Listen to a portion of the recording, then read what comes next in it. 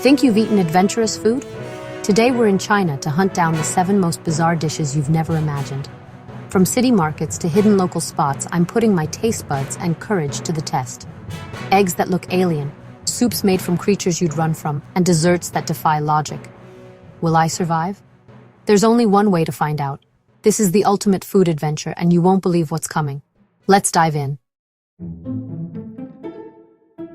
First up, century egg, pidin. This is one of the most iconic and misunderstood delicacies in Chinese cuisine, and it's about to challenge everything you think you know about eggs. Despite the name, these eggs aren't actually 100 years old. The nickname comes from their mysterious ancient appearance, dark, glossy, and almost otherworldly. At first glance, you might think they've been dug up from an archaeological site. The process starts with fresh duck eggs, which are carefully coated in a mixture of clay, ash, salt, and sometimes even tea leaves or rice husks. They're then tucked away in jars or wrapped in straw, left to rest for several weeks or even months. During this time, a fascinating transformation takes place.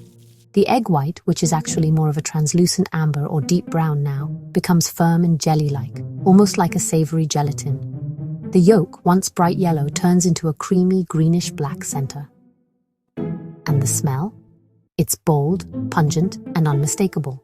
Some say it's reminiscent of strong cheese or even ammonia, but that's all part of the experience. In China, century eggs are a beloved treat, enjoyed by people of all ages. They're a staple at family gatherings, festive banquets, and even casual breakfasts. Seeing locals savor them with such enthusiasm, I knew I had to give it a try myself. There are a few classic ways to eat century eggs. One popular method is to slice them and serve with a drizzle of soy sauce and a sprinkle of fresh ginger. This helps balance the richness and adds a zesty kick. Another favorite is to chop them up and stir them into a steaming bowl of congee, a comforting rice porridge that's a breakfast staple across China. As I slice into the egg, I'm struck by the contrast in textures. The white is smooth, glossy, and firm, almost like a savory jelly, while the yolk is creamy, soft, and a little sticky. It's unlike any egg I've ever seen before. My first bite is a revelation.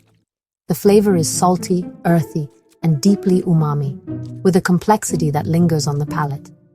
There's a subtle smokiness, a hint of brine, and a creamy richness from the yolk that's almost decadent. It's intense but not overwhelming. I'll admit, it's an acquired taste. The first bite is a shock, but as I go back for more, I start to appreciate the layers of flavor. It's a little funky, a little mysterious, and totally unique. The more I eat, the more I understand why people love it. When mixed into congee, the century egg's bold flavor cuts through the mild, creamy rice, adding depth and richness to every spoonful. It transforms a simple dish into something special, with each bite offering a new combination of textures and tastes. It's a flavor bomb. Strange, yes, but not bad at all. In fact, it's kind of addictive. The more I eat, the more I find myself reaching for another piece, curious to see what new flavors I'll discover. What really impresses me is the tradition and creativity behind century eggs. This is a food born out of ingenuity, a way to preserve eggs long before refrigeration, and it's become a symbol of Chinese culinary heritage. Every bite is a taste of history. The preservation process creates a texture and taste you simply can't find anywhere else in the world. The jelly-like white and creamy yolk are a testament to the magic of time and patience in the kitchen. My final verdict?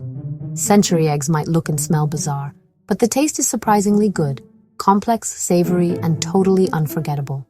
It's a dish that challenges your expectations and rewards your curiosity. I won't be eating century eggs every day, but I'm genuinely glad I tried them. It's one of those foods that makes you appreciate the diversity and creativity of global cuisine. 1 down, 6 to go. If century eggs are just the beginning, I can't wait to see what's next on this culinary adventure. Our next stop takes us deep into the heart of southern China, where we're about to try something that's both legendary and a little bit intimidating: snake soup.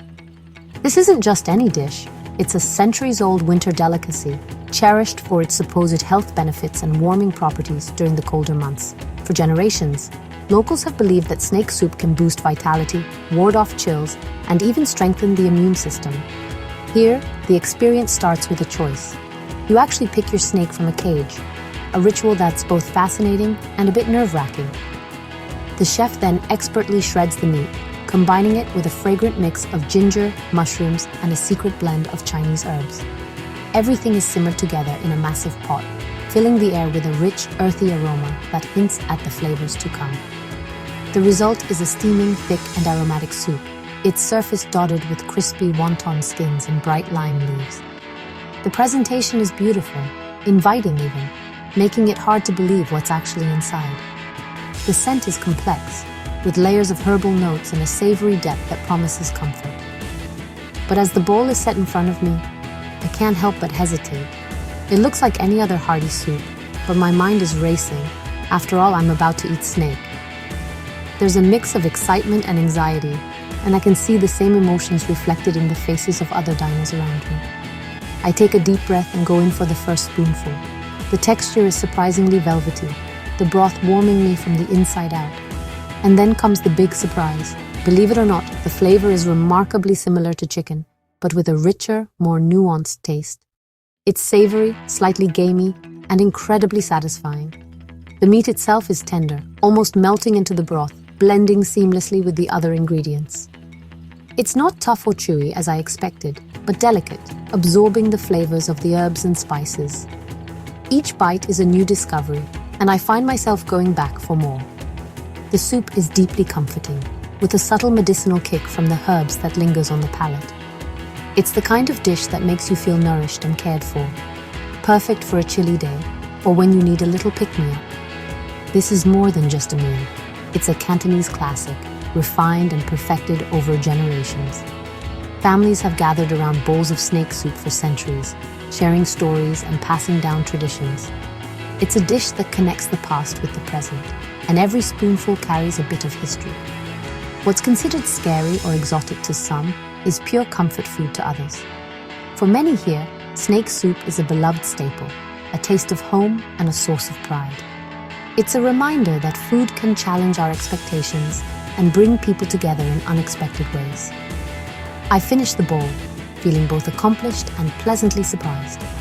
It's delicious, unexpected, and a true culinary adventure, one I never thought I'd enjoy so much. China's food culture is endlessly fascinating, full of surprises and stories waiting to be discovered. Every dish is an invitation to step out of your comfort zone and experience something new. With my curiosity piqued and my appetite for adventure growing, I'm off to tackle the next challenge on this unforgettable culinary journey. Now for the most controversial dish on our journey, fried bats. This is the kind of food that instantly divides opinions, and just the mention of it is enough to make most people squirm. It's not just rare, it's infamous, and for good reason. Even among adventurous eaters, this is a dish that pushes the limits of what's considered edible. Fried bats are extremely rare, even in China. Most locals have never tried it, and many are just as shocked by the idea as you or I might be. It's not a staple, not a delicacy, and definitely not something you'll find in the average restaurant. Instead, it's a fringe food, whispered about more than actually eaten. To track it down, we had to travel deep into the countryside, far from the bustling cities and tourist hotspots. After hours on winding roads, we finally found a tiny old-school stall run by a family who's been preparing this dish for generations. Here, tradition and curiosity collide. The bats are served whole, wings, head, feet, everything, deep-fried until the skin is blistered and the bones are brittle. There's no attempt to disguise what you're eating. It's as raw and real as it gets, and the presentation alone is enough to make your stomach turn. Honestly, it looks more like a Halloween prop than something you'd want to eat. The smell hits you first, dusty, gamey, and a little bit wild, like an attic that hasn't been opened in years. It's not exactly appetizing, and it takes real courage to take that first bite. I break off a wing, and it snaps with a loud crunch. Most of what you get is batter and a scattering of tiny, delicate bones. There's barely any meat, and what little there is clings stubbornly to the bone, making it a challenge to eat. The body is even tougher, stringy, chewy, and intensely musky. The flavor is wild, almost primal, with a lingering aftertaste that's hard to describe and even harder to forget. It's not just the taste, but the texture and the thought of what you're eating that makes it so challenging. Honestly, the experience is deeply unpleasant. Every bite is a reminder that some foods are an acquired taste, and this one, I'm not sure I'll ever acquire. It's a test of willpower more than a culinary adventure. Fried bats aren't a hidden gem waiting to be discovered. They're a fringe tradition, rooted in old beliefs about health and vitality, rather than any real pursuit of flavor. For most people here, it's more about the story than the taste. Some foods push boundaries for a reason. They challenge our ideas of what's edible, what's delicious, and what we're willing to try in the name of adventure. I'm glad I tried it, if only to say I did. But this is one experience I won't be repeating. Sometimes, moving on quickly is the best decision you can make. After that, I need a palate cleanser. So, bugs. At the night market, insects are a popular snack: silkworm pupae, grasshoppers, crickets, and scorpions. Vendors fry them fresh, dusting with chili and cumin. The smell is like roasted nuts and spices. I try a cricket, super crunchy, nutty, and earthy. Grasshopper, bigger, greener flavor, still tasty. Silkworm pupae, crispy outside, creamy inside, rich and nutty. It's weirdly addictive, the perfect beer snack. High in protein, sustainable, and surprisingly delicious. My perspective shifts from disgust to enjoyment. Fried insects? Thumbs up. Let's keep going. Next up, stinky tofu. The street food you smell before you see. The odor is legendary. Garbage, socks, sewage.